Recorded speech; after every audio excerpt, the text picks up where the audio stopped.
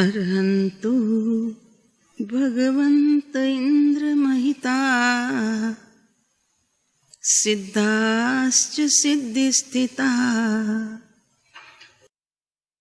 आचार्या जिन शासनोन्नतिकरा पूज्या उपाध्यायिका श्री सिद्धांत सुपाठिका मुनिवरा रत्नत्रया राधिका पंचैते परमेष्ठिनः प्रतिदिनं कुर्वन्तु मंगलम्। ओंकारबिन्दु संयुक्तं नित्यं ध्यायन्ति योगिनः कामदं मोक्षदं चैव ओंकाराय नमो नमः। अज्ञानतिमिरान्धानां ज्ञानाञ्जनशलाकया चक्षुरुन्मीलितं येन तस्मै श्रीगुरवे नमः। महादिव्याकुक्षिरत्नं शब्दजितरवात्मजं श्रीराजचन्द्रमहं वन्दे तत्त्वलोचनदायकं प्रभु तत्त्वलोचनदायकं देवकुले समुत्पन्नं रत्नकुक्ष्या विभूषणं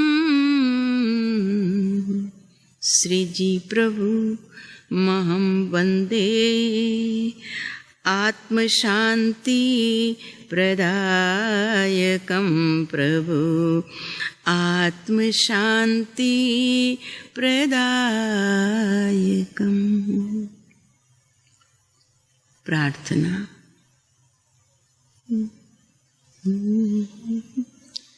जिसको अपनी है पहचान उसको मिलते हैं भगवान। जिसको अपनी है पहचान उसको मिलते हैं भगवान। न स्वर मानव की है काया न स्वर घर में लाखों की है माया।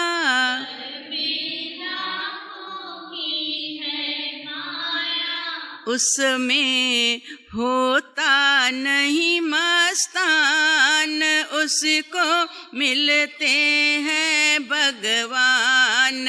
उसमें होता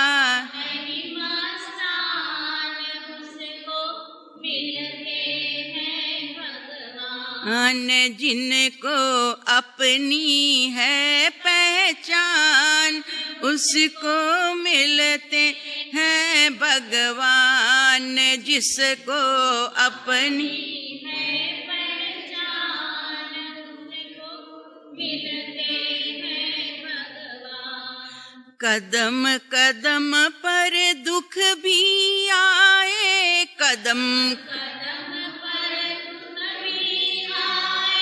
चिंता उसको नहीं सताए।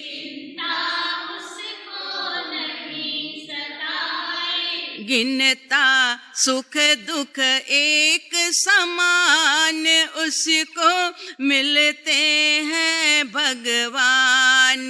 गिनता सुख दुख एक समान उसको मिलते हैं भगवान।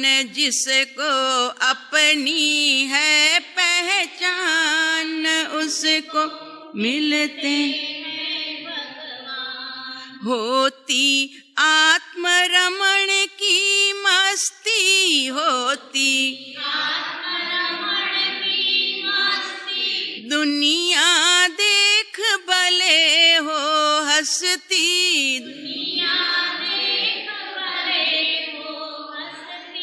करता चिदानंद का ध्यान, उसको मिलते हैं भगवान। करता चिदानंद का ध्यान, उसको मिलते हैं भगवान। जिसको अपनी है पहचान, उसको मिलते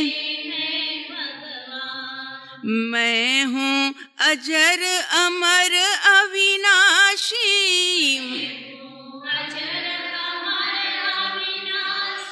रहता जग से सदा उदासी,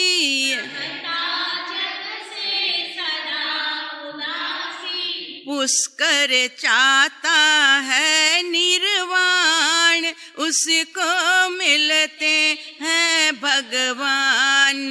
पुष्कर चाहता है निर्वाण, उसको मिलते हैं भगवान। जिसको अपनी है पहचान, उसको मिलते हैं ભગવાન। દેહ છતાં જેની દશા વર્તે દેહાતીત, તે જ્ઞાનીના શરણમાં હો વંદન અગણી, આ જ્ઞાનીના ચરણમાં હો વંદન અગણી।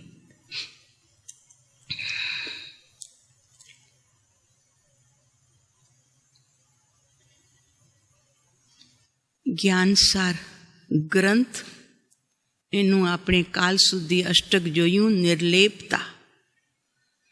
પ્રતિ સમય દરેક સંસારી જીવ 7 કર્મથી બંધાય છે। 8 કર્મનો ઉદય છે અને 7 કર્મ બંધાય છે। એક આયુષ્ય કર્મ જીવનમાં એકવાર બંધાય છે, બાકી 7 કર્મનો બંધ। તો આ બંધથી જીવ લેપાતો જ જાય છે, લેપાતો જ જાય છે। ચોથું ગુણસ્થાનક પ્રગટે ત્યારે એને 3 શરૂ થઈ જાય છે, અશુભ બંધ પણ, શુભ બંધ પણ, અને સાથે શુદ્ધનો સ્પર્શ થયો છે, માટે શુદ્ધ સ્વરૂપની ઝાંખી। એટલે ચોથા અને 5મા ગુણસ્થાનકે 3 હોય છે, અશુભ ઉદય, શુભ ઉદય અને સાથે શુદ્ધ ઉપયોગની પણ લય। અને પછી જ્યારે 6, 7મે ચડે ત્યારે માત્ર 2 ઉપયોગ રહી જાય છે। અશુભ હંમેશ માટે છૂટે છે, માત્ર યા તો શુભ ઉપયોગ, અને તે પણ હિંડોળા ખાટ, આમ હિંચકો આમ જાય ને આમ જાય એમ। ઘડીક 6 શુભ ઉપયોગ અને ઘડીક 7મે શુદ્ધો ઉપયોગ, એટલે કે નિર્વિકલ્પ દશા। અને જ્યાં શ્રેણી માંડી બસ પોતાના સ્વરૂપમાં ઠર્યા, સપક શ્રેણીએ ચડ્યા અને એ પરમાત્મ સ્વરૂપને પ્રાપ્ત કર્યું। એટલે હવે એમની પાસે નથી અશુભ, નથી શુભ, માત્ર છે શુદ્ધ ઉપયોગ। અને એ ઉપયોગ પોતાના ઘરમાં ગયો ઈ ગયો, હવે કદી બહાર આવનાર નથી। એ કદી 13મા ગુણસ્થાનકથી નીચે ના આવે, હવે ઉપર 14મું પાર કરીને હંમેશ માટે ગુણસ્થાનાતીત દશાને પ્રાપ્ત કરશે। એવી આ જૈન દર્શનમાં બતાવેલી ગુણસ્થાનક ક્રમારોની આ સ્થિતિ છે। અજ્ઞાનીને ચિંતા હોય છે, જ્યારે અંતર આત્માને, બહિરાત્માને ચિંતા હોય છે, અંતર આત્માને ચિંતન હોય છે, અને પરમાત્માને હંમેશ માટે ચૈતન્યની મસ્તી હોય છે। એટલે એ કદી લેપાતા જ નથી। તો હવે નિર્લેપતા પ્રાપ્ત કરવા માટે આગળની કડી બતાવે છે કે 12મું અષ્ટક છે, જેનું નામ છે નિસ્પૃહતા। કાંઈ પણ ખપતું નથી।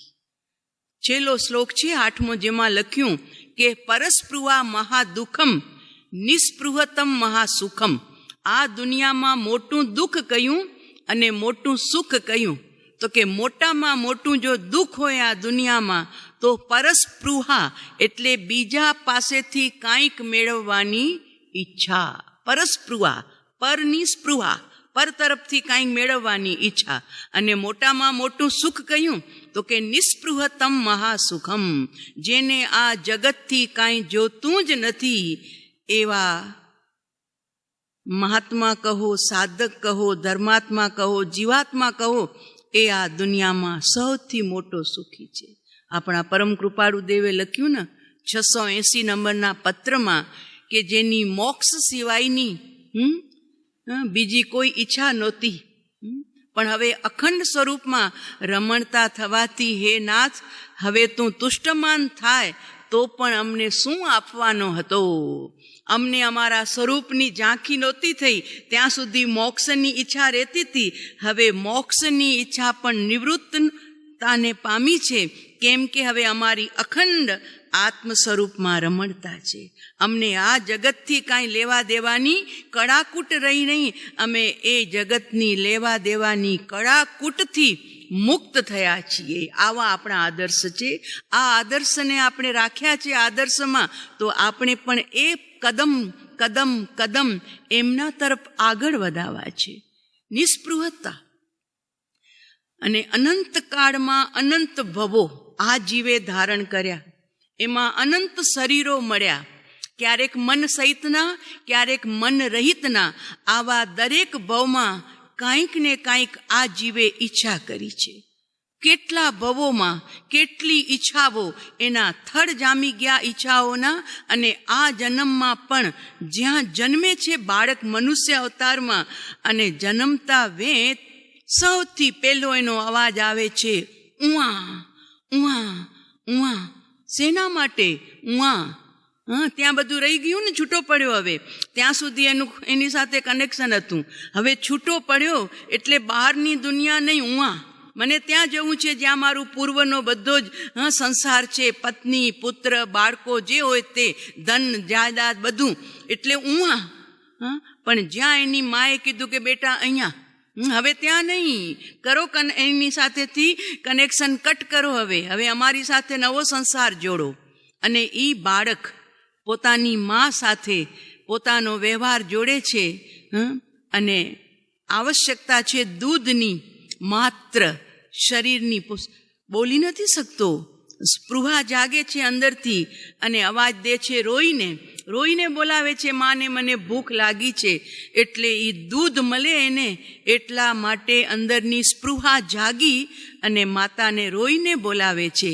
અને થોડોક સમજણો થાય એટલે હવે દૂધથી જ્યાં આગળ વધે તો મમ્મી હવે મને બિસ્કિટ સાથે ખપશે, એકલું દૂધ નહીં. એનાથી જરી મોટો થયો, સ્કૂલે જતો થયો તો હવે એની ઈચ્છા વધતી ગઈ. હવે બૂટ જોઈએ, મોજા જોઈએ, ડ્રેસ જોઈએ, બેગ જોઈએ. આમ એક એક ઉંમર વધતી જાય છે, સાથે બુદ્ધિ ખીલતી જાય છે, મન પણ વિકસ્વર થતું જાય છે. એટલે નવી નવી સ્પૃહા જીવને જાગતી જાય છે. અને એમ મોટો થતા રમવા જેવડો થયો તો ત્યારે રમકડા હતા બચપણના, અને હવે તો મોટો થયો એટલે ક્રિકેટ, ફૂટબોલ, આવા વિશેષ પ્રકારના રમકડા ખપે. એ ઈચ્છા પૂરી ન થાય. અને અત્યારે તો આ જમાનામાં જોઈ રહ્યા છીએ 12 વર્ષના, 13 વર્ષના, 14 વર્ષના, બીજું કોઈ રમકડું જ નથી ખપતું. એક જ રમકડો ખપે છે, મમ્મી મને સ્માર્ટફોન ખપે. બસ બાપા કે બેટા બજેટમાં નથી, હમણાં મારી પાસે 2 મહિના રોકાઈ જા, મારું બજેટ પૂરું થશે હું તને લઈ આપીશ. ના, મને આજે જ ખપે. અને બાપા નથી લઈ આપતા. બસ જીવનથી રવાનગી મરી જાય છે ગળે ફાંસો ખાઈને. ઈચ્છા પૂરતી ન થઈ એટલે એક ફોન ન મળ્યું સ્માર્ટ, બસ વાત પૂરી થઈ ગઈ. અસહિષ્ણુતા, કારણ કે સ્પૃહા એટલી બધી ઝંખનાઓ લઈને આ જીવ અનંતકાળથી ઘેરા સંસ્કાર નાખ્યા છે. એટલે એક ઈચ્છા પૂરી ન થઈ, મરી જવું છે મારે. નથી એ મા બાપનો થતો, નથી એ બીજા કોઈનો થતો. એમ દીકરીઓ પણ, એમની પણ આ જ હાલત છે. આપણી ભુજમાં પણ આવી ઘટનાઓ ઘટી રહી છે, દુનિયામાં તો ઘટતી જશે. પણ શું છે, પણ બસ એક ઈચ્છા, અને એની પૂર્તિ મા બાપ પાસે ન થાય, થઈ વાત પૂરી. આપણે પણ હતા, બચપણ આપણું પણ હતું. માં ખવડાવે એ ખાઈ લેવાનું, માં પીવડાવે એ પી લેવાનું, પહેરાવે એ પહેરી લેવાનું. હતી કોઈ ચોઈસ? હતી પ્રફુલ્લાબેન ચોઈસ? અમારી કોઈ ચોઈસ નથી. અમે 16 વર્ષ ગ્રસ્તમાં રહ્યા, પણ ત્યારે પણ કોઈ ચોઈસ નહોતી કે આવા કપડાં જોઈએ, કે આવું ભોજન ખપે, કે આવું ખપે. બસ જે મળ્યું તે ઠીક છે. અને કહેવાય નહીં પોતાનું, પણ હજુ ખાઉં જરી આજે વાત આવી. સંયમ લીધા પછી પણ અમારી કપડાની પણ ચોઈસ નહોતી. જે ગુરુ આપે તે, અને ગુરુએ જ્યારે બોજો નાખ્યો ગુરુબેન ઉપર, તો એ અમારાથી નાના ગુરુબેન છે, એ જે આપે કે જી મહારાજ તમારે આ પહેરવાના છે, ઠીક, આ કામડી તો કે ઠીક. અમારી ચોઈસ અમે ક્યારે જીવનમાં રાખી નથી. અને હવે જ્યારે ગુરુબેન દૂર થયા તો હવે આ કે આ તમારે પહેરવાનું છે તો ઠીક છે, જે મળે તે. કોઈ ચોઈસ નથી અત્યારે પણ અમારા જીવનમાં કે ના આ નહીં, આ ખપશે મને, આવું નહીં, આવું. કોઈ ચીજની અંદરથી સહેજે સહેજે જીવ જ્યારે નિસ્પૃહ બનતો જાય છે ને, ચાહ નહીં, ચિંતા નહીં, મનુઆ બે ફરવા, जिसको कछु ना चाहिए वो तो है शहनशाह. એ તો શહેનશાહ બની જશે. પણ હજુ જરી જોઈએ છે ભાઈ, 2 ટાઈમનું ભોજન પણ ખપે છે, રહેવા માટે મકાન પણ ખપે છે, પહેરવા માટે 2 જોડી કપડાં પણ એટલું ખપે છે ને. આ ખપતું પણ બંધ થશે એ દિવસ તો આ દુનિયાનો જીવ બાદશાહ હશે. જેવા આ બાદશાહ ઊભા છે કે હવે અમને બીજું તો નહોતી જ ખપતું, પણ અમને હવે મોક્ષ પણ ભગવાન તારી પાસે આવી અને હાથ જોડીને કહેશું નહીં કે હે પ્રભુ અમને મોક્ષ આપો. કેમ? તો કે અમારી અખંડ સ્વરૂપમાં રમણતા થઈ અને અમે અમારો નિજી આનંદ એટલે પરસ્પૃહા મહાદુઃખમ 12માં પણ. અને એ જીવ 12, 13, 15 વર્ષનો થયો એટલે ઓર ઈચ્છાઓ વધી અને જરી જુવાન બન્યો 25 વર્ષનો. બસ પછી તો ઈચ્છાઓની પણ જુઓ અત્યારે કોરોનાએ છે ને બધાને સંયમિત બનાવી નાખ્યા છે. બધાને સંયમિત બનાવ્યા. હોટલ વગર નહોતું ચાલતું, એ ઘરમાં બેઠા રહ્યા છે. પિક્ચર વિના નહોતું ચાલતું, એ ઘરમાં બેઠા રહ્યા છે. અઠવાડિયે ફરવા વિના તો ચેન જ ન પડે. સન્ડે તો બહાર જ હોવું જોઈએ, પિકનિક. એ બધું બંધ થઈ ગયું. જુઓ ચાલે છે કે નહીં? જીવને ફરવા વગર ચાલે છે, હોટલ વગર ચાલે છે, અભક્ષ્ય ભોજન વગર ચાલે છે, સિનેમા વગર ચાલે છે, બધા વગર. પણ મન અને બુદ્ધિની જે માંગ, કારણ કે એવા જીવોને સત્સંગ નથી મળ્યો અને ઘરમાં રહેલા વડીલ એમની વાત સાંભળવી નથી. પોતાના સ્વચ્છંદે જીવન જીવવું છે અને એક તો સ્વચ્છંદ છે અને એમાં પાછા નિમિત્ત એવા મળે છે કુસંગ, કુનિમિત્તો. એના કારણે એ સ્પ્રિંગો વધુ ને વધુ ઉછળે છે. અને લાવ લાવ એ સુભાષિતમાં લખ્યું છે કે રાજા, માંગણ, દીકરો, ચોથી ઘરની નાર, ટાણું કુટાણું જોવે નહીં, બસ લાવ લાવ ને લાવ. ઘરમાં અશાંતિ. એક રાજા માંગણ ટેક્સ નાખે ને, આટલા ટેક્સ ભરો, આટલા ટેક્સ ભરો, આટલા ટેક્સ ભરો તો રાજા. બીજો માંગણ, માંગવા વાળો ભિખારી, એ જુએ ને કે અત્યારે આ ઘરની પોઝિશન નહીં, મને આપો આપો આપો. એક રાજા, એક માંગણ અને એક દીકરો. પપ્પા આ ખપશે, પપ્પા આ ખપશે, પપ્પા આ ખપશે. એ જોવે નહીં કે પપ્પાની કઈ પોઝિશન. પપ્પા કમાવતું હોય મહિને 6,000 રૂપિયા કે 7,000 રૂપિયા અને દીકરાને 1,500ના બૂટ ખપે છે. બોલો હવે એ બાપા ક્યાંથી પૂરા કરે? 1,500ના બૂટ, 500ના બૂટ પહેરી શકે છે ને બેટા 100-125ના પણ ચપ્પલ પહેરી શકે. પણ ના, મારા દોસ્ત પહેરે એટલે મને ખપે. એટલે ઈચ્છા ક્યાંથી બાપા પૂરી કરે? પણ એ વિચારતો નથી. એટલે બાપાને ધમકી આપે કે હું જતો રહીશ, નહીં તો મરી જઈશ.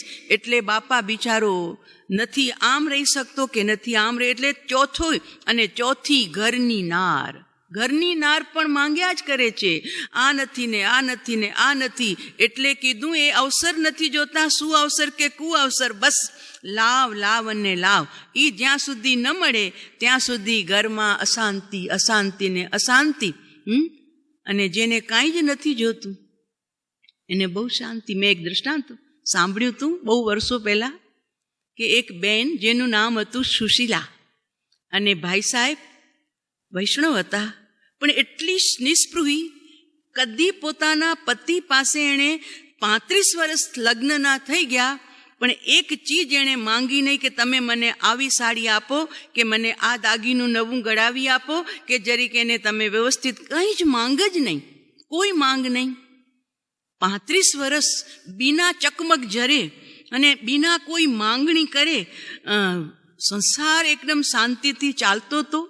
બસ બપોરનું કામ પતી જાય એટલે ભાગવત કે રામાયણ જે હોય તેમનું પુરાણ લઈ અને 2, 3, 2.5, 4 કલાક સુધી એ બેન વાંચ્યા કરે. અને પછી વળી સાંજ પડે એટલે ભોજન કરી અને ભજન કીર્તન અને શાંતિથી સૂઈ જવાનું, એવો એનો નિત્યક્રમ હતો. તો પતિને વિચાર આવ્યો કે આવી સુશીલ મને પત્ની મળી, કોઈ માંગ નથી, તો મારી પણ કાંઈક ફરજ બને છે, એને કાંઈક મને આપવું જોઈએ. મને કાંઈક એણે નથી માંગ્યું, મારે કાંઈક આપવું જોઈએ. તો કે અમારો લગ્નનો દિવસ આવે છે ને તે દિવસે એને સરપ્રાઈઝ આપું. એટલે એણે પોતાનો ધંધો તે જમાનામાં તો રૂપિયા માંડ 100 કમાવતા હતા, પણ છતાં એણે ઓવરકામ કરી અને કાંઈક વિશેષ રૂપિયા બચાવ્યા અને એ 100 રૂપિયા એક્સ્ટ્રા કર્યા. ત્યારે એ એકઠા કરેલા 100 રૂપિયા લઈ જઈ અને સોનીની દુકાને ગયો.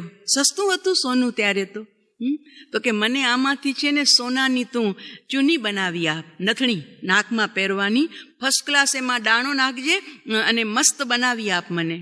સોની કીધું ઠીક છે, 100 રૂપિયામાં થઈ જશે. નાના બક્સમાં પેક કરી અને સોનીએ આપી દીધી. એણે ગુપચુપ રાખી દીધી. ઇંતજાર હતો લગ્નનો દિવસ આવે. સવાર પડી, લગ્નનો દિવસ આવ્યો. કબાટમાંથી એણે ઓલો બક્સો કાઢ્યો અને એ ડબ્બી લઈ અને પોતાની પત્નીને કહે છે, લે આજે આપણો લગ્નનો દિવસ છે ને, આ શું છે? મેં તો કંઈ મંગાવ્યું નથી. તું કે ખોલ તો ખરી, ખોલ જો શું લાવ્યો છું. જોયું, નાકમાં પહેરવાની નથની. શાના માટે લઈ આવ્યા? મારી તો આ ચાલે જ છે, વર્ષોથી ચાલે છે. શાના માટે તમે ખોટો ખર્ચો કર્યો? મને નથી જોઈતી, તમે પાછી લઈ જાઓ. ત્યારે કે ગાંડી, આટલા પ્રેમથી હું લઈ આવ્યો છું, આટલા વર્ષોમાં તે કાંઈ માંગ્યું નથી, તો લે આજે હું તને પ્રેમથી આપું છું, તને સ્વીકાર કરવો જ પડશે, લેવી જ પડશે તને અને પહેરવી જ પડશે. ઓલી વિચાર કરે છે, ઠીક છે, પતિ લાવ્યા છે, એમનું મન મારે રાખવું જોઈએ. અને અંદરમાં એક વિચાર આવી ગયો કે ઓહો, મારા પતિનો મારા ઉપર કેટલો પ્રેમ છે. મેં કાંઈ નથી માંગ્યું, છતાં સામેથી મને આવી સુંદર મજાની નથની લઈ આપી. તો હવે મારા પતિનો પ્રેમ માત્ર મને જ ખબર પડે એમ નહીં, મારી સાયલીને પણ ખબર પડવો જોઈએ, મારા પડોશીને પણ ખબર પડવો જોઈએ, મારા અડોશીને પણ ખબર પડવી જોઈએ. એટલે બપોરના જે સમયે જમી કારવી અને તૈયાર થઈ અને વાંચવાનું હતું ને, એના બદલે બેનબા નીકળ્યા જરા પડોશના ઘરમાં. આવો આવો સુશીલાબેન, તમે તો કદી આવતા જ નથી, અમારા ઘર આંગણા પાવન થઈ ગયા. શું વાત છે, આજે તમે અમારા ઘરે આવ્યા? તો કે જુઓ ને તમારા ભાઈ આ નથની લઈ આવ્યા, કેટલી ના પાડી તોય એટલો મને મારા પ્રત્યે એમણે પ્રેમ દર્શાવ્યો. એટલે જુઓ આ નથણી આવી છે ને, હું તમને બતાડવા આવી છું. તો ઓલી કે આ તારા બહુ મોટા ભાગ્યો, અમારા વાલાને તો કહીએ તોય લાવે નહીં. કે કેટલું કહીએ તોય લાવે નહીં, તું બહુ ભાગ્યશાળી, કે વગર માંગે તને મળી. એટલે એના પતિનાય વખાણ થયા, નથનીનાય વખાણ થયા. તો બહુ સારું લાગ્યું. એટલે આ બાજુના પડોશમાં ગઈ તો એણે પણ એ જ કે ને, હા આવી સરસ. અમે તો ઘણી વાર જોયું છે, આમ ઓલા દર્શન કરતા કરતા બીજો નવી સાડી પહેરેલું કોઈ આવ્યું હોય તો જરીક આમ પાછળથી આમ જોઈ લ્યો, પસમાઈ જોઈ લી. બોલો, પરમાત્માની અહીંયાની વાત નથી કરતા, આમ જનરલી આમ એને ગમી જાય ને, અને પછી એ ધ્યાનમાં રાખે અને બહાર નીકળે ત્યારે પૂછે, આ સાડી તમે ક્યાંથી લીધી છે? ભગવાન ન દેખાણા, એને કોકની પહેરેલી સાડી યા દાગીના એને દેખાઈ જાય ને, એમાં જ એનું ધ્યાન રહી જાય. પરસ્પૃહા. પડોશીમાં ગઈ તો એણે વખાણ કર્યા, વાહ તારા પતિ એટલે કેવું પડે હો, વગર માંગે લઈ આવ્યા તારા માટે. તો કે ના, મેં કદી માંગ જ નથી રાખી. તો અડોશી પડોશીમાં વખાણ થયા પતિના, એને બહુ સારું લાગ્યું. એટલે એ આગળ ચાલી, આખી ગલી પતાવી લીધી તે દિવસે, આ બાજુ ને આ બાજુ. સ્વાધ્યાય 3 કલાકનો રહી ગયો, અભરાઈએ. હવે એને એમ થયું કે ગલીવાળાને તો ખબર પડી કે મારા પતિનો આટલો પ્રેમ છે મારા ઉપર, તો હવે ગામને પણ તો ખબર પડવી જોઈએ ને. એટલે હવે ઓલો સમય બદલાઈ ગયો કે હવે બીજા દિવસે બીજી ગલી, ત્રીજી ગલી, ચોથી ગલી, એમ કરતાં કરતાં આખા ગામને બતાવી દીધું. અને બધા તરફથી એણે પ્રશંસા બટોરી એણે પોતાના પતિની અને આ નથનીની. હવે એવો અવસર આવ્યો કે તે સમયે ભાગવત સપ્તાહ કોઈ ભાઈ સાહેબે બેસાડી, અને ભાગવત સપ્તાહ એટલે 8 દિવસનો એમનું કાર્યક્રમ હોય, તો આખું ગામ એ ભાગવત સપ્તાહ સાંભળવા આવે. તો એને એમ થયું કે લગભગ તો બધાને બતાડી દીધું છે, પછી કોઈ ખૂણે ખાંચડે રહી ગયા હોય. એટલે એને પણ હવે આ ભાગવત સપ્તાહમાં જ્યારે બધા લોકો આમ પાછા વળે ને, એટલે આમ રહીને ઊભી જાય ને આમ કરે. તો વળી કોક પૂછે ને, શું હા, તો કે જુઓ ને આ તમારા ભાઈ નથણી કેવી લાવ્યા છે. હવે આમ કરતાં કરતાં ભાગવત સપ્તાહ પણ પૂરી થવા આવી. ત્યારે એમને થયું કે બધાને તો ખબર પડી મારા પતિનો મારા ઉપર કેટલો પ્રેમ છે, એ આ સંતને પણ ખબર પડવી જોઈએ. એ કેમ બાકી રહી છે? આખા ગામમાં બધાને ખબર પડી. એટલે જેવી ભાગવત સપ્તાહની કથાનો સમય પૂરો થયો અને લોકો વિખરાવા માંડ્યા, એટલે આ બેનબા ખસખી સરકી અને સંત પાસે ગયા અને કે છે, સંત ધન્ય છે આવી યજમાનને જેણે આવી સુંદર કથા ગોઠવી. બહુ ભાગ્યશાળી કે એમની પાસે પરમાત્માની કૃપા હતી એટલે ધન ખર્ચી શક્યા. મારી પણ બહુ ઈચ્છા હતી, પણ જુઓ ને આ તમારા ભગત છે ને, ના પાડી તોય મારા માટે આ નથની લઈ આવ્યા, નહીં તો રૂપિયા બચાવ્યા હતા તો કાંઈક અમે પણ ભાગ્યશાળી બની અને કથા કરાવી શકત. સંત પહોંચેલા હતા. ખ્યાલ આવી ગયો કે આ બેનને ભાગવત તો કરાવી છે કે નહીં કરાવી છે, પણ આ નથણીનો એને બહુ ઓલો ચડ્યો છે નશો.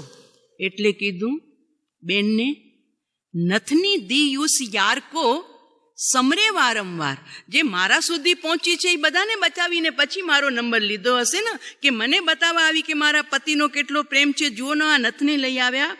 એટલે સંતે ટકોર કરી, નથની દી ઉસ યાર કો એટલે પતિ કો સમરે વારંવાર, નાક દિયા ઉસ નાથ કો ભૂલ ગઈ ગમાર. ને એમનામાં તો એમ જ કે ને ભગવાન બધું આપે છે. નાક પણ આપણે કહીએ પુણ્યથી મળ્યું. સુંદર વ્યવસ્થિત નાક, કાનની જગ્યાએ કાન, આંખની જગ્યાએ આંખ, ખોડ ખાંપણ વગરની ઇન્દ્રિય મળે છે. એ પરમાત્માની ભક્તિ, દર્શન, વંદન, પૂજન, એમના કહેલા અનુષ્ઠાન આરાધ્યા, એનાથી તો આ મનુષ્ય દેહ મળ્યો. તો આપણે પુણ્યથી કહીએ, એ લોકો કે ભગવાન આપે છે. એટલે કે નાક દિયા ઉસ નાથ કો, જેને તને આવો સરસ મજાનો નથણી પહેરવા માટે નાક આપ્યો છે, એવા ભગવાનને ભૂલી અને ગમાર મારા સુધી તું આ બતાવવા આવી છો. બસ તેજીને ટકોર. અરે ભાન થયું, મેં મારો સત્સંગ, સ્વાધ્યાય, કીર્તન, ભક્તિ બધું વિસાય ચડાવી દીધું એકા નથની પાછળ. અને પતિની પ્રશંસા બહુ સારી લાગી મને. ધિક્કાર છે મારા પરિણામોને. સંતને પ્રણામ કર્યા, સાહેબ આપે મારી આંખ ખોલી દીધી. આવી એકદમ અંદરથી નિર્લેપ થઈ ગઈ, નિસ્પૃહ થઈ ગઈ. નથણી ઉતારી, જૂની પહેરી લીધી, ડબ્બી પેક કરી અને બીજા દિવસે સવારમાં પોતાના પતિને કીધું, આ નથની મને જોતી નથી, તમે અહીંથી લઈ જાઓ. તો કે કેમ, શું થયું? તો કે આ નથનીએ તો મારા પાસેથી સત્સંગ છીનવી લીધો, સતકથા છીનવી લીધી, ભજન કીર્તન છીનવી લીધા, મારી અંતરની શાંતિ છીનવી લીધી અને એક જાતની અંદરમાં અશાંતિ જાગી કે બધાથી હું કાંઈક બટોરું, કાંઈક બધા પાસેથી સાંભળું. એટલે મારી શ્રવણેન્દ્રિય આપના વખાણ સાંભળવામાં અને મારી આ જ્ઞાનેન્દ્રિય આપની નથની દેખાડવામાં સમય મારો વેસ્ટ કરી દીધો. માફ કરજો મને, જે છે હું ઠીક છે, મને સંતોષ છે. આ તમારી નથણી લઈ જાઓ, જેને આપવી હોય એને આપી આવો, કે પાછી આપવી હોય તો પાછી આપી દો, મને નથી જોતી. જો આટલી એક નાની ચીજ જીવને કેવા રવાડે ચડાવે છે. એમ આપણા જીવનમાં આપણે સ્વયં ટેલી કરીએ કે એક ચીજ આંખમાં વસી જાય અને એ મળે ન મળે ત્યાં સુધી પણ અશાંતિ, મળી ગયા પછી તો શાંતિ. તો કે ના, એ ખરાબ ન થઈ જાય, તૂટી ફૂટી ન જાય, કોઈ લઈ ન જાય, એના માટે બી ચિંતા. એટલે આવ્યા પહેલાં ચિંતા, આવ્યા પછી ચિંતા, અને જો કોઈ ચોરી જાય યા ભાંગી તૂટી જાય તો પણ ચિંતા. એટલે પરસ્પૃહા મહાદુઃખમ. આ જગતમાં જીવ દુઃખી કેમ છે? તો કે જેટલા પર પદાર્થ પ્રત્યે એની સ્પૃહા છે, એની પાસેથી એને કાંઈક જોઈએ છે, માટે જીવ દુઃખી છે. અને સુખી કોણ છે આ જગતમાં? તો કે પરસ નિસ્પૃહતમ મહાસુખમ. જેને કાંઈ જ નથી જોઈતું આ જગતથી, બસ કાંઈ જ એટલે કાંઈ જ નથી જોઈતું આ જગતથી, એ આ દુનિયામાં સૌથી મોટો સુખી છે. ઓલો ઈરાનનો બાદશાહ આવતો હતો ભારતમાં, સંત વચમાં બેઠા હતા રોડની વચ્ચે. તો સૈનિકોએ આવીને કીધું, સંતને હાથ જોડીને, बाबा जी आप साइड पे हो जाइए. क्यों? तो कि हमारे बादशाह आ रहे हैं, जांपना आ रहे हैं, पधार रहे हैं, उनकी सवारी. तो कि जांपना को सैनिकों की क्या आवश्यकता है? और इतनी बड़ी तादाद में ये सैनिकों की क्या आवश्यकता है? बादशाह, काहे का बादशाह? मैं तो इधर ही बैठूंगा. એટલે સૈનિકોને ઓલા બાદશાહની સવારી આવી પહોંચી तो कि बादशाह ये जोगी बहुत जिद्दी है, उठता ही नहीं है बीच से, कब से हम कह रहे हैं हमारे झांपना पधार रहे हैं, आप हट जाइए हट जाइए. બાદશાહ જરાક વિનયવંત હતો તો ઉતર્યો પોતે પણ પોતાના હાથી ઉપરથી કે જે રથ હશે ઈ, અને સંતને હાથ જોડીને કીધું, बाबाजी हमको आगे बढ़ना है, पीछे बहुत लंबी सेना है, हाथी घोड़े वगैरह हैं, तो आप हट जाइए और रास्ता दीजिए हमको, मैं ईरान का बादशाह हूँ. એટલે સંતે ખુમારીથી કીધું, बादशाह काय का बादशाह तो मैं हूँ, मैं बादशाह हूँ. तो क्या आप काय का बादशाह, आपके पास सेना नहीं है, आपके पास सैनिक नहीं है, आपके पास सत्ता नहीं है, आपके पास संपत्ति नहीं है, आप काय के बादशाह. तो कि जिसको इतनी चिंता करनी पड़ती है, इतने सैनिक रखने पड़ते हैं और हाथ जोड़ के मेरे सामने गिड़गिड़ाना पड़ता है कि बाबाजी हट जाइए हट जाइए हट जाइए, तो जिसको इतनी चाह है वो कभी संसार का बादशाह हो ही नहीं सकता है. बादशाह तो हम हैं, हमको कोई प्रकार की परवाह ही नहीं है, चाह नहीं चिंता नहीं मनुआ बेपरवाह. जिसको कछु ना चाहिए वो है शहनशाह. हम दुनिया के शहनशाह है, हाथी घोड़े हमारे पास सब भीतर में है, हमारे हाथी भीतर है, घोड़े भीतर है, क्योंकि हमारी संपत्ति हमने किसके यहाँ गिरवे नहीं रखी है, हमारी संपत्ति हमारी पास है, तो हम हमारी संपत्ति के मालिक हैं. हमारी संपत्ति पराधीन नहीं है, हमारी संपत्ति हमारे स्वाधीन है. आपको जाना हो तो चले जाइए, हम इस दुनिया के बादशाह हैं. આ બાદશાહી, આ બાદશાહી ઓલી ગુલામગીરી છે. કેટલી ગુલામી, રાજા બન્યા પછી પણ ગુલામી જ કરવી પડે છે બધાની. એટલે જ્ઞાનીઓ કહે છે, ઈચ્છાને છોડતો જા. ધીરે ધીરે ધીરે ધીરે મનુષ્ય આ બોધ છે ને નરકમાં મળી શકે એમ નથી, આ બોધ દેવતામાં મળી શકે એમ નથી, અને આ બોધ જાનવરની દુનિયામાં પણ મળી શકે. એક જ મનુષ્યનો અવતાર, અને એમાં પણ જેને સત્સંગ પ્રિય છે, જેને સતદેવ સતગુરુ સતધર્મ પ્રિય છે, અને જે વાસ્તવમાં પોતાના આત્માનું કલ્યાણ કરવા માટે વાસ્તવમાં જેની સ્પૃહા છે, અંદરમાંથી છૂટી જવાની જેની ઝંખના છે, એના માટે જ્ઞાનીઓનો બોધ છે કે ભાઈ તને સુખી થવું છે તો જુઓ આમાં શ્લોક લખ્યું, સ્વભાવ લાભાત કિમ અપી પ્રાપ્તવ્યમ ન અવશિષ્યતે ઇતિ આત્મ ઐશ્વર્ય સંપન્ન નિસ્પૃહ જાયતે સાધક. સાધક જીવ કેવો થાય છે તો કે આ જગતમાં પોતાના ઐશ્વર્યથી સંપન્ન, મારી પાસે બધું જ છે, મને બહારના એક તણખલાની પણ આવશ્યકતા નથી, કેમ કે મારું ભોજન મારી પાસે જ છે, આત્માનું ભોજન આત્મા પાસે જ છે, અને એ દેહ છૂટે હંમેશ માટે તો અનંત સિદ્ધ ભગવાન પોતાના ચૈતન્ય સ્વરૂપમાં અને પોતાના આત્માનંદના આહારમાં સદા મસ્ત છે. તો મારો આદર્શ તો તે છે, સર્વ જીવ છે સિદ્ધ સમ. મારા સદગુરુદેવ કહે છે કે તું પણ સિદ્ધ જેવો જ છે, તો હું સિદ્ધત્વને પ્રાપ્ત કરીશ તે દિવસે મારી બધી જ ઈચ્છાઓની કોઈ આવશ્યકતા જ નહીં રહેશે. અને ત્યાં સુધી કરવી પડે તો કેટલી આવશ્યકતા, તો કે માત્ર દેહ પૂરતી, બાકી મનની તમામ ઈચ્છાઓ પરિપૂર્ણ. આ જગત છે ને 6 પદના પત્રમાં પરમ કૃપાળુ દેવે બીજી વંદનામાં છેલ્લે લખ્યું કે આ મારો શિષ્ય છે અથવા ભક્તિનો કરતા છે, માટે મારો છે એવું પણ જેમણે જોયું નથી, એવા સત્પુરુષ ભગવાનને હૃદયથી અત્યંત ભક્તિથી નમસ્કાર. પોતાના શિષ્યમાં પોતાપણું પણ જે રાખતા નથી, તો જ્યારે પોતાના શિષ્યમાં પણ જે પોતાપણું રાખતા નથી, મારી ભક્તિ કરે છે માટે મારો છે એવું મારા પણ રાખતા નથી, એવા સંત આ દુનિયાના નિસ્પૃહતાને વરેલા મહાત્મા છે. આવા મહાત્માઓના જ્યારે ચરણ પકડીએ છીએ, એવા મહાત્માઓના બોધને જ્યારે ભીતરમાં આપણે સ્થિરતા આપવા માટે પ્રયત્નશીલ છીએ, ત્યારે જાગૃતિ કે બસ આ વિશ્વમાં મને માનસિક તો કોઈ ઈચ્છા જ નથી, બસ શારીરિક ઈચ્છાઓ છે. શરીરમાં રોગ આવે તો દવા લેવી પડશે, ઠંડી લાગે તો સ્વેટર શાલ ઓઢવી પડશે, શરીર છે ત્યાં સુધી માંગ રહેશે એની, પણ એની માંગ પૂરતી, એનાથી વિશેષ નહીં કે હવે આ ફાટી નથી અને હું નવી ખરીદીને લાવું. અમારે ત્યાં કહીએ અમે કે તમને નવી સાડી ગમી જાય ને તો નવી સાડી લઈને આવ્યા એના પહેલા જૂની સાડીનો નિકાલ કરજો, એની જગ્યાએ ગોઠવજો. 25 પડી છે અને 26મી અંદરમાં નહીં લાગતા, એ 25માંથી 2 જગ્યા કરી અને પછી અહીંયા નવી રાખજો. હજુ તમારું છે અંદરમાં આસક્તિ કે નહીં મારે નવી પહેરવી છે, તો જૂની કોક સાધર્મિકને આપી દેજો, કોક ગરીબને આપજો, તો એ નવી કરીને પહેરશે અને તમારું એટલું મમત્વ ઓછું થશે, એની જગ્યાએ ગોઠવાઈ જશે. પણ 50 સાડી હોય અને 51મી ખરીદી તો કે ના ના એ ભલે પડી છે, આ તો મને પછી કામ આવશે એટલે આ રાખી દો. જ્ઞાની કે છે ના, 2 જોડી કપડાથી અત્યારે આપણને વડાપ્રધાન મળ્યા છે ને એ નિસ્પૃહી મહાત્મા જેવા જ મળ્યા છે, નિસ્પૃહી મહાત્મા છે.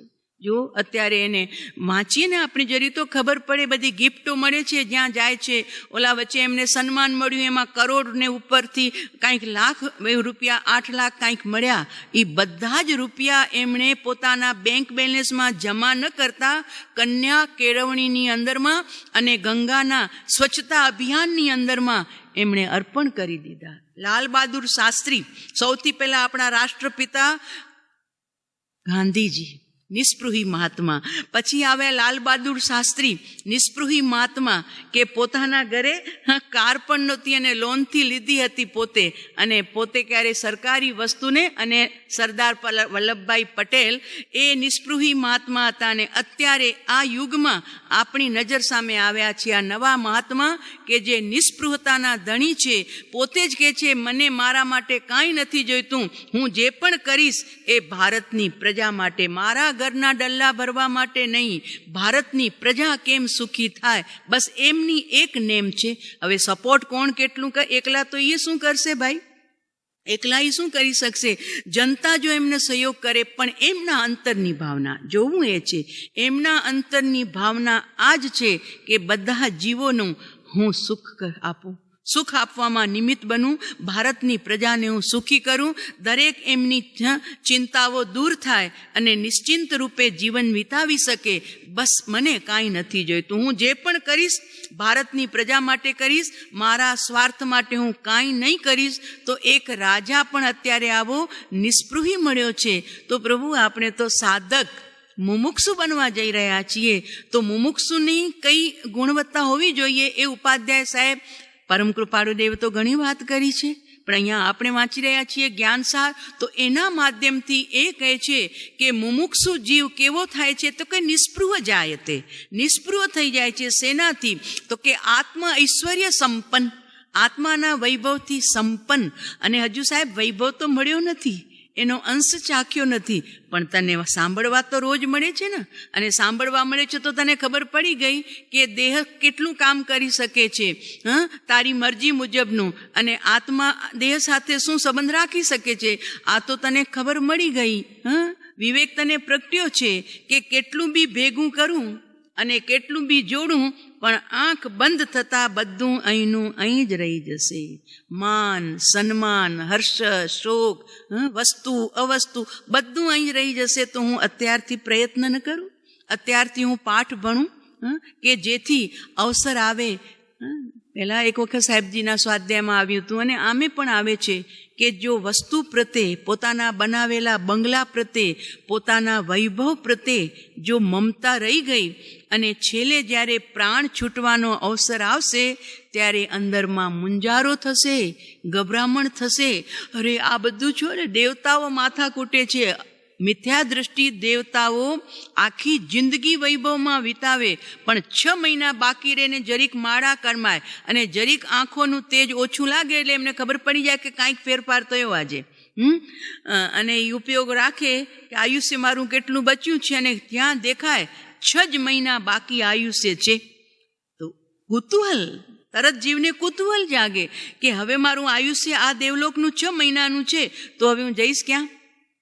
અને એ ઉપયોગ અવધિજ્ઞાનનો મૂકે, ત્યાં આવતો જન્મ દેખાય બકરીના પેટે કે ગધેડીના પેટે કે ગાયના પેટે વછરડા થઈ અને જન્મ લેવાનું છે. અરે આર્ત ધ્યાન શરૂ થઈ જાય, આર્ત ધ્યાન શરૂ થાય એટલે કેવું લખ્યું જીવન ઓલા એમના કે દેવતાઓનું કેવું જીવન છે, ઝંખતા નહીં કદી દેવગતિ મને ખપે છે.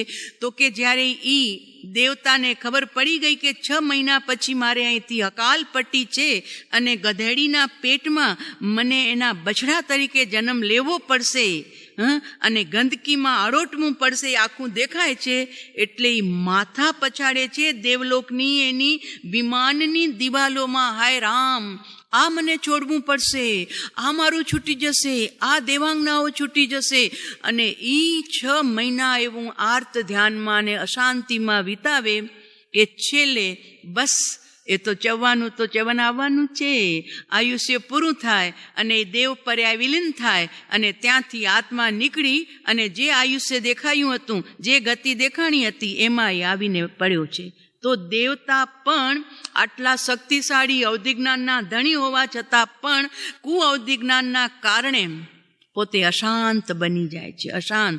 તો મનુષ્યનું જીવન પણ જેને સત્સંગ નથી મળ્યો, જેને સદગુરુ માથે નથી મળ્યા, યા સદગુરુ મળ્યા પછી અંતરમાં જેણે ધાર્યા નથી, એ જીવને પણ આ સંસારમાંથી છેલ્લે જતા અંદરમાં મૂંઝવણ, અંદરમાં મમતા, આમ જોવે અને ગભરામણ થાય કે હાય રામ, આ બધું છૂટી જશે, બધું છોડીને જવું પડશે.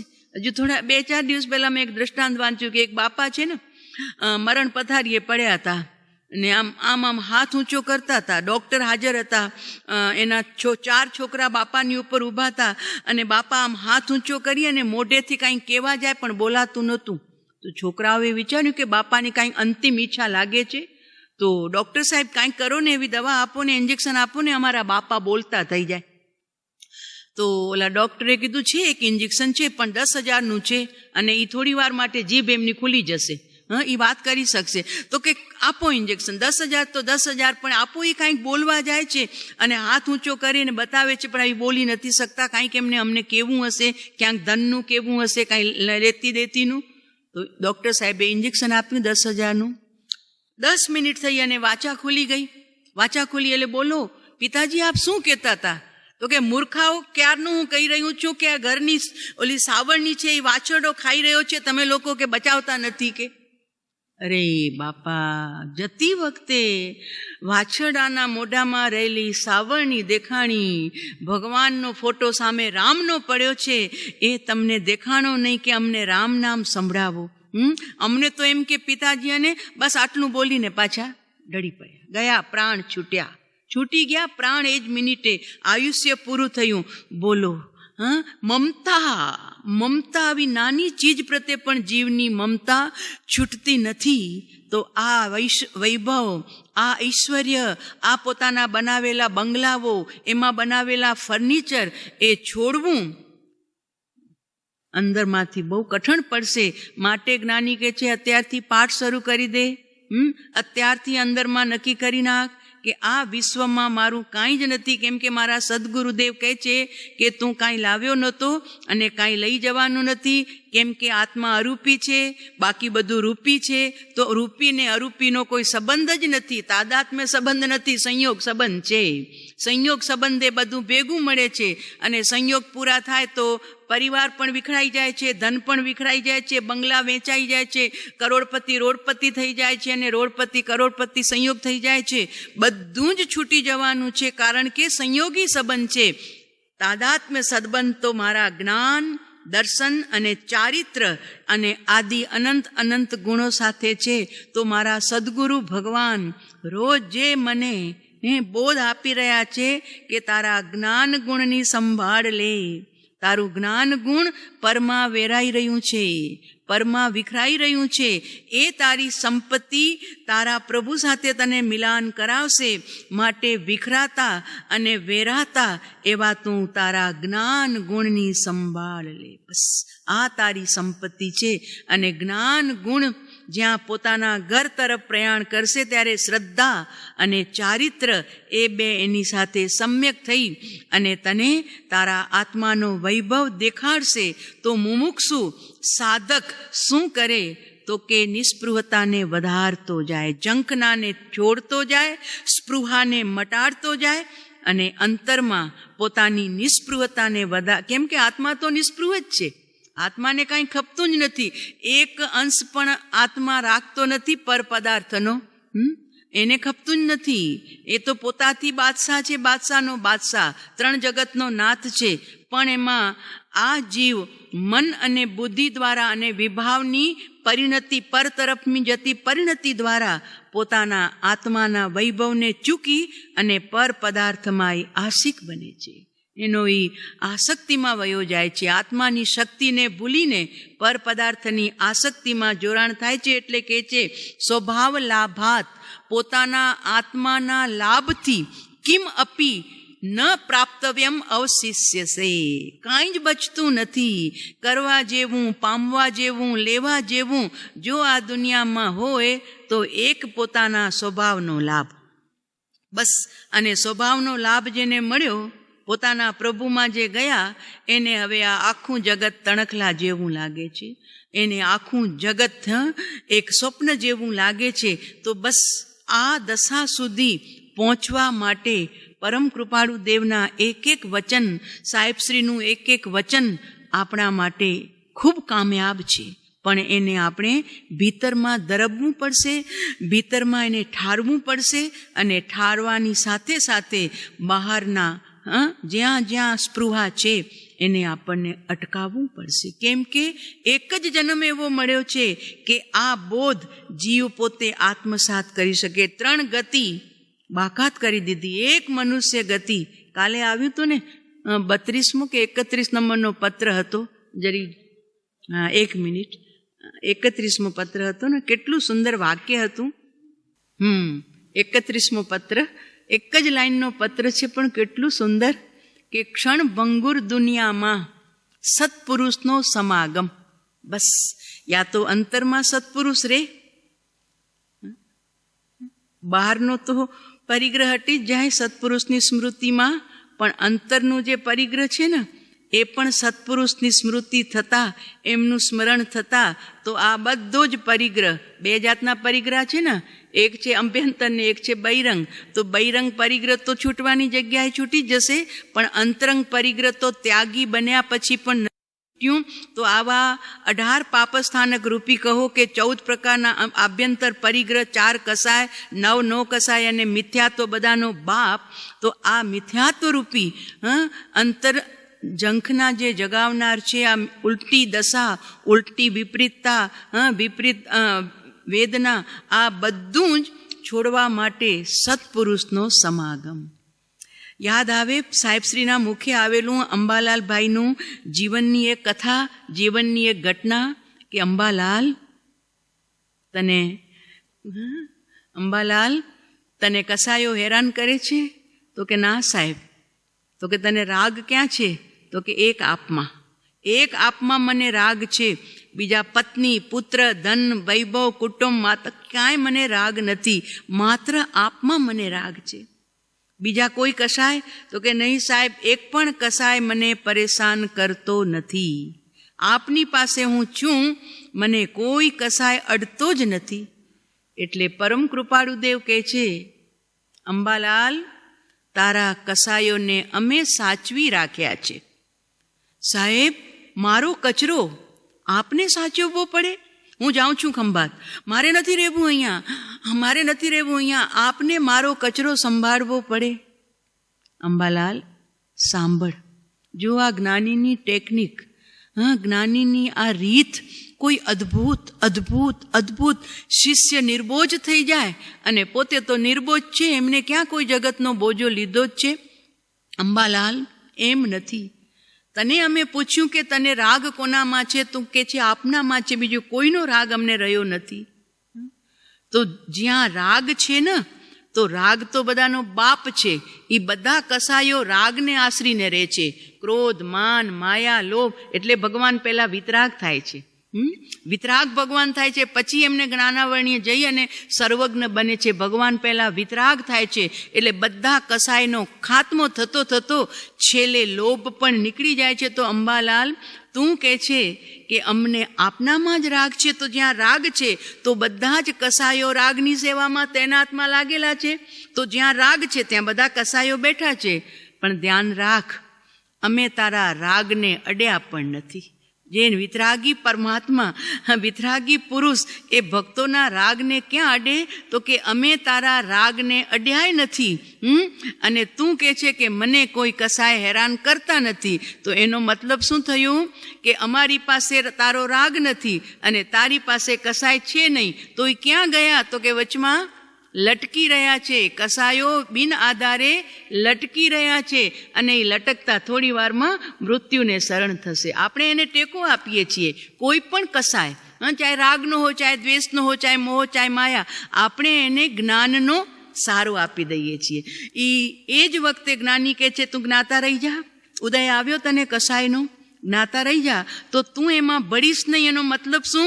તો કે તું એને જ્ઞાનનો ટેકો આપીશ નહીં. જો જ્ઞાનનો ટેકો આપીશ તો એને કંઈક હાલવા માટેનો રસ્તો મળી જશે, એટલે એ સદ્ધર બની જશે. પણ તું તો તારા જ્ઞાનને પકડીને બેસી જા કે મારામાં ક્રોધ હોઈ જ ન શકે, મારામાં માન હોઈ જ ન શકે. ઉદય આવ્યો છે અત્યારે, ખબર પડે છે મને કે અત્યારે મને માનનો ઉદય આવ્યો, પણ મારામાં એ હોઈ જ ન શકે. હું તો જ્ઞાન સ્વરૂપી છું. ઘરમાં કૂતરો ઘૂસતો હોય તે સમયે લાકડી ફટકારીએ, અવાજ કરીએ, મારીએ નહીં હોય એને, અવાજ કરીએ એટલે એ ભાગી જાય બિચારો કે નહીં મને અહીંયા ઘૂસવા નહીં મળશે.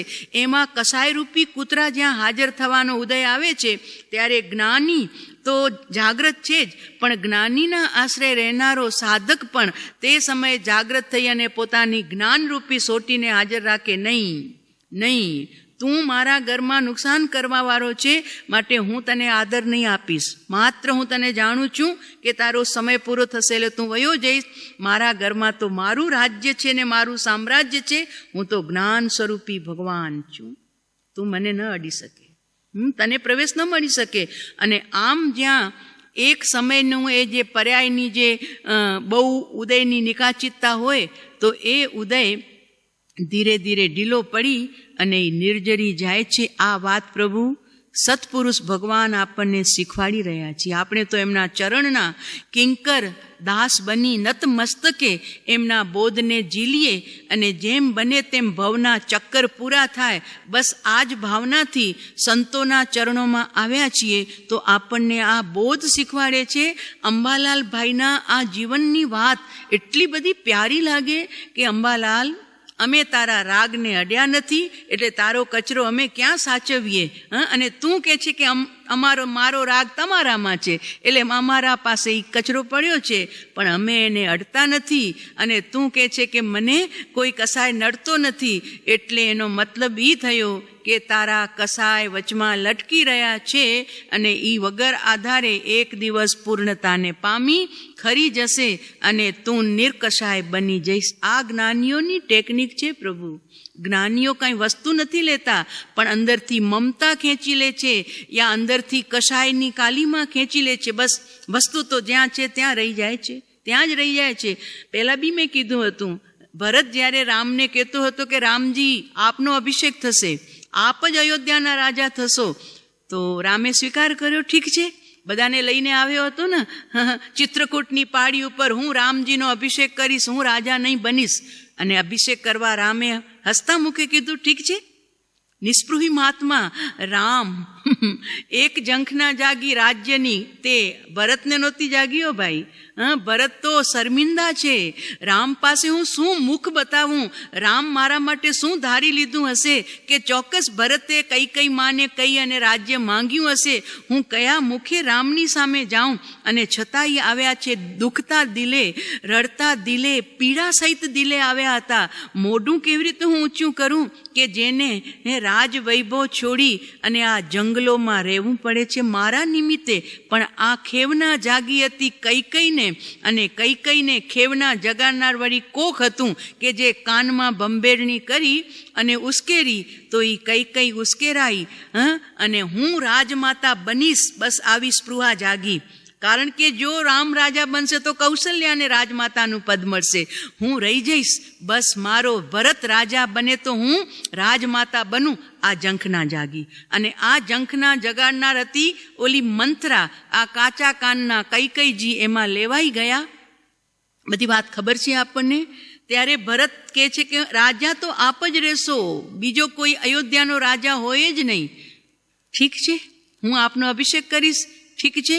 અને જલ લઈ આવ્યા રામના અભિષેક કર્યા, સાથે વશિષ્ઠ ગુરુ બી હતા, એમણે મંત્રોચ્ચાર કર્યો. જૈન રામાયણમાં આવી આ વાત. તો અભિષેક બી કર્યો અને બોલ્યા, અયોધ્યાપતિ રાજા રામચંદ્ર કી જય હો. રામ મુસ્કુરાઈ રહ્યા છે. પછી બેઠા છે શાંત ચિત્તે, નિસ્પૃહી મહાત્મા રામ.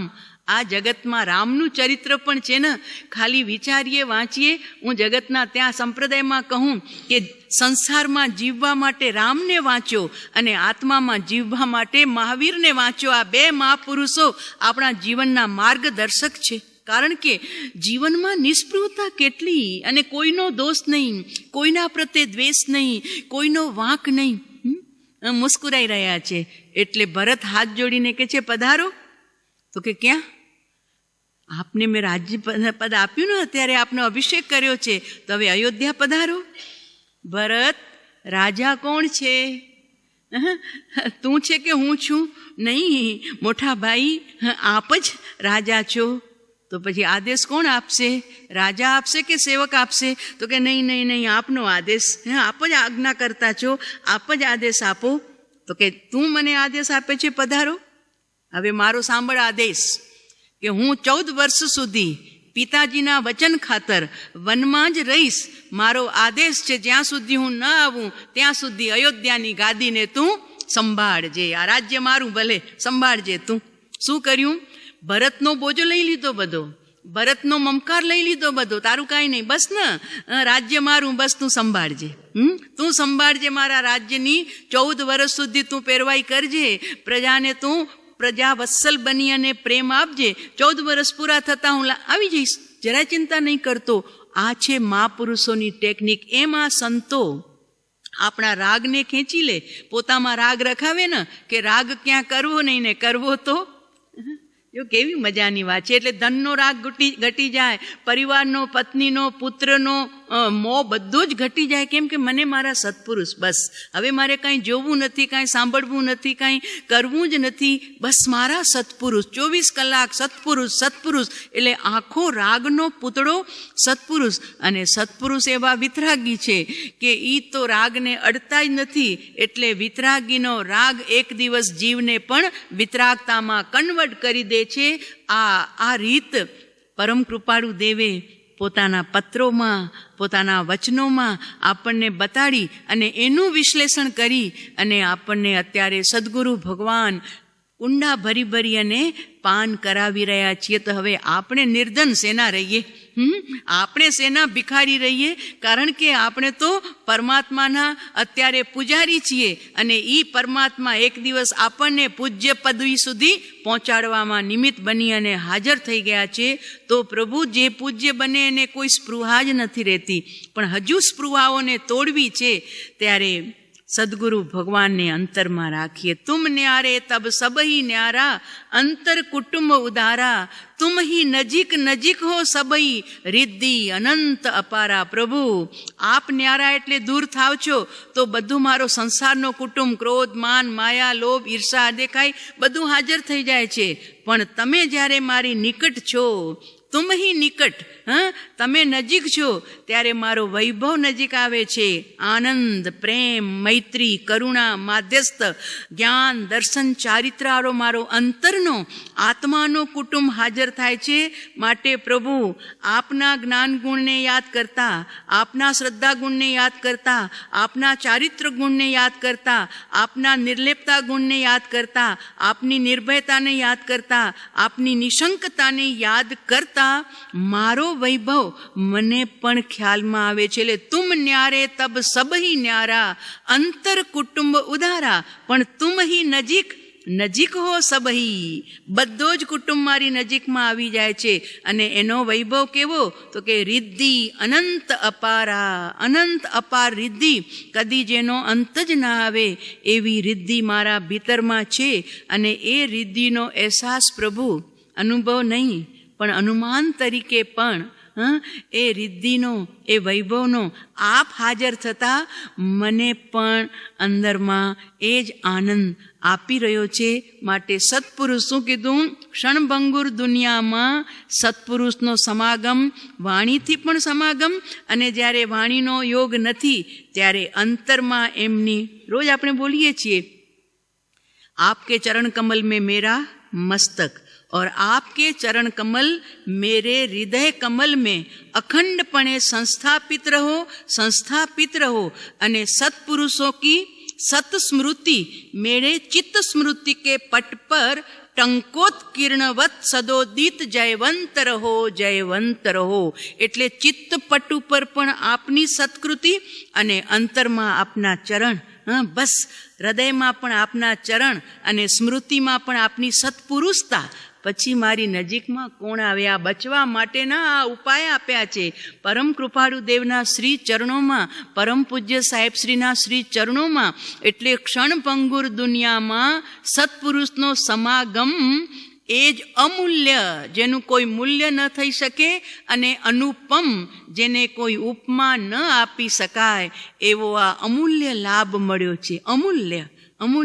હવે એનું આપણે કેટલું મૂલ્ય આંકીએ એ સૌની, જો ગંગાજી વહે છે ભાઈ, એમાં આપણે જેટલું પાત્ર લઈને જઈએ એટલું પાણી મળે આપણને. ગંગાજી તો દુનિયા માટે, એમાં ભાગીરથી વહી રહી છે જીનવાણીની, ભાગીરથી વહી રહી છે સત્પુરુષતાની.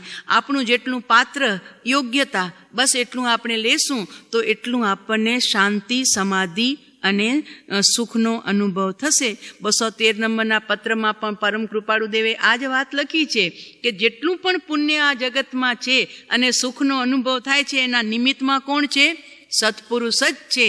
એમણે બતાવેલી વાત જે પણ જીવે આદરી તો એને એટલું સુખ મળ્યું છે. તો આપણને હવે બહિરંગ સુખ નહીં, અંતરંગ સુખ કપે છે, કાયમનું સુખ કપે છે, આવીને વયું જાય એવું નહીં. એ વાત આપણે પરમ કૃપાળુ દેવના માધ્યમથી અને સાથે આ વાત કરી કે સ્વભાવ લાભાત, જેને સ્વભાવનો લાભ મળે તો એનાથી વધીને કોઈ વસ્તુ પ્રાપ્ત કરવા જેવી નથી.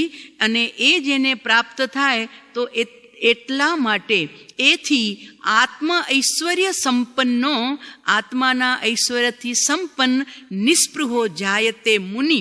અહીંયા મુનિ શબ્દ વાપર્યો, પણ જેને સમ્યક દર્શન થયું યા સાધક દશામાં આવ્યો એ નિસ્પૃહ મુનિ જ.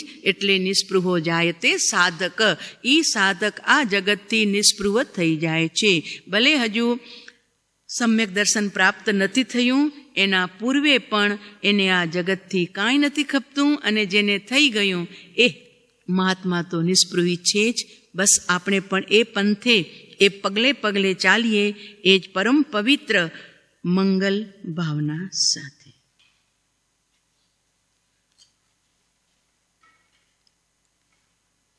પરમ દિવસના સ્વાધ્યાયમાંથી પલટાતી પર્યાયને અનુલક્ષીને એક ગાથા આવી હતી આત્મસિદ્ધિજીની. તો એ કઈ ગાથા હતી? તારાબેન.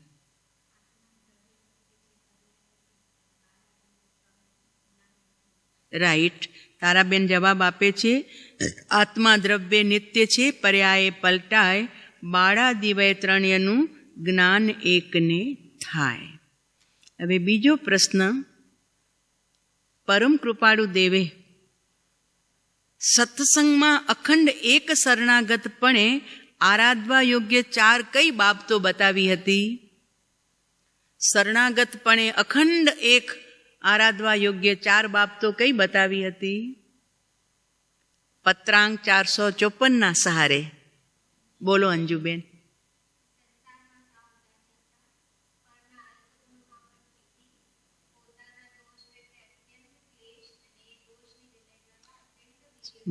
બહુ સુંદર. અંજુબેન જવાબ આપે છે કે 4 વાત પરમ કૃપાળુ દેવે અખંડ આરાધવા યોગ્ય કહી તો સંસારમાં સાવ ઉદાસીનતા, પોતાના પરના અલ્પ ગુણમાં પણ પ્રીતિ, પોતાના અલ્પ દોષ વિશે પણ અત્યંત ક્લેશ, અને તે દોષના વિલયમાં અત્યંત વીર્યનું સ્ફુરવું. એટલે શક્તિ લગાડી દેવી. 1 વર્ષ પાછળ પડી જવાનું, ન હટે તો કેમ ન હટે, હટાડે છૂટકો કરીશ એમ. બીજો પ્રશ્ન પૂરો થયો. હવે ત્રીજો પ્રશ્ન. હવે આ તો આવી ગયું છે, હમણાં બધાને આવી જશે. વચનામૃત 60 આપણે લીધું હતું પરમ દિવસે સ્વાધ્યાયમાં. તો એ વચનામૃત 60ની ઉપર મથાળું શું બાંધેલું છે? બોલો વાસંતીબેન. વાહ, બહુ સુંદર. સંયતિ ધર્મ 60 પત્રાંકનું મથાળું હતું. વાસંતીબેન જવાબ આપે છે સંયતિ ધર્મ. ચાલો.